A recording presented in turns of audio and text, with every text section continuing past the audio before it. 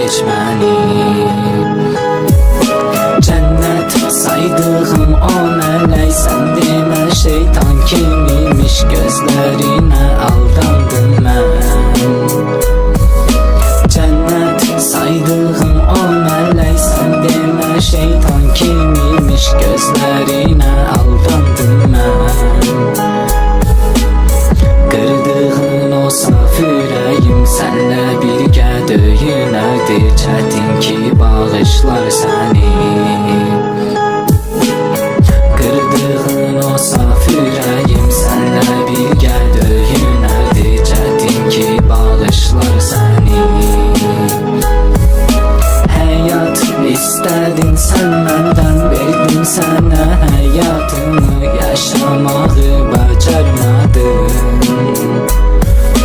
Həyat istədin sən məndən, verdim sənə həyatımı, yaşamağı bacarmadın.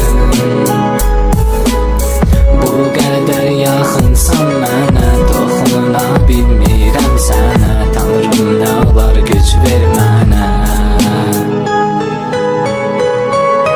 Dinlə məni ey sevdiyim, sənə yazdığım sözləri, sən də üzülmə mən kimi. Dinlə məni ey sevdiyim, sənə yazdığım sözləri, sən də üzülmə mən kimi. Sənə hər görüşümüzdə verdiyim o çiçəkləri gətirərsən qəbrimizdə. Sənə hər görüşümüzdə verdiyim o çiçəkləri gətirərsən qəbrimizdə.